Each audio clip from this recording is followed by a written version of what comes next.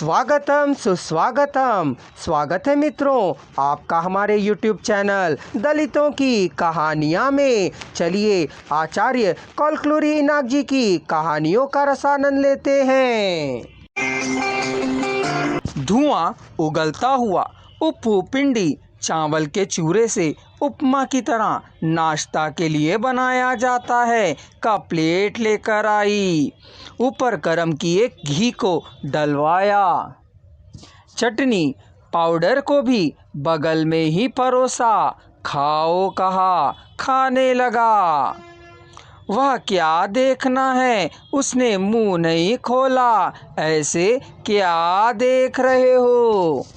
देखने को क्या है, सब कुछ फिसल गया है। रहने भी दो। आंचल को ठीक करती हुई अंदर चली गई। खाट पर बैठे नारायण रेड्डी ने उर्रपिंडी को खा लिया। उसी प्लेट में हाथ भी धो लिया। बाकी बचे पानी को पी लिया। वहीं वह लेटकर सो गया। सिर के नीचे रखी बीड़ी को निकालकर सुलगाया। धुएं को खींचते छोड़ते हुए शून्य को चैतन्य बनाने लगा। रमणक्का खाना बना रही थी। धुएं के बिना जलने वाली अंगीठी पर से मसाले की खुशबू आ रही थी।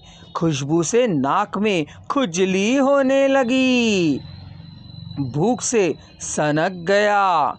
अभी थोड़ी देर पहले ही खाया उपपिंडी ना जाने कहाँ चला गया। फिर भूख लगने लगी।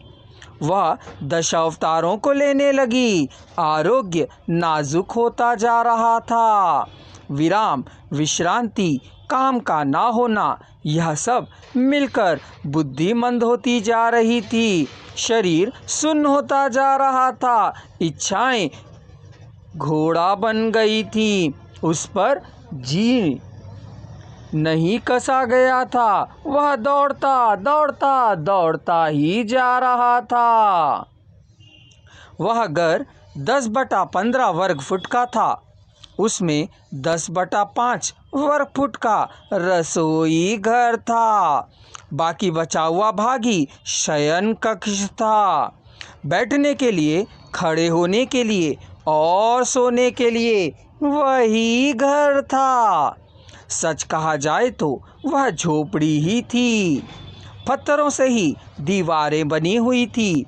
ऊपर खपरेल का छाजन था। कुल मिलाकर जमीन 5 सेंट की थी। उसमें ठीक इसी तरह की 2 और झोपड़ियां थी। रेड्डी की 3 पत्नियां हैं। उस समय एक और रिश्तेदारिन रहा करती थी। रेड्डी का अपना घर नहीं था। हर दिन एक एक घर में रहता था। अलग अलग झोपड़ियां थीं। यह इंतजाम उनके नालड़ मरने के लिए किया था उसने। उनमें से 2 प्रतिदिन मिस्त्री के पास ठेके के काम को चली जाती थी। एक घर में ही रहती है। एक ही दिन कोई भी स्त्री 2 दिन घर पर नहीं रहती है। रेड्डी अच्छा कारीगर था। वह परंजियों को अच्छी तरह से बांधा करता था। ईंटों को बली बांधती दिया करता था। बालू को ज़्यादा ढोया करता था। चूना गारा अच्छी तरह से मिलाया करता था। पानी ढोकर लाने में दृढ़ था। बोझ ढोने, खींचने, उठाने में ताकतवर था। घर बनाने में कुशल था। चाहे धरनी खपरेल वाला घर हो या पत्थर की दीवार वाला हो या पिलर्स वाला घर हो, उसके काम का ढंग ही निराला था। गारा चूना मिलाकर बनाना हो या सीमेंट मिलाकर बनाना हो, उसे उसमें रेत को कितना मिलाना है, कितनी मात्रा में रखना है, सब मालूम है। वह बहुत जल्दी बढ़ गया। लड़के की तरह काम में लगा रेड्डी जल्दी ही ठेके पर काम करने वाला मिस्त्री बन गया।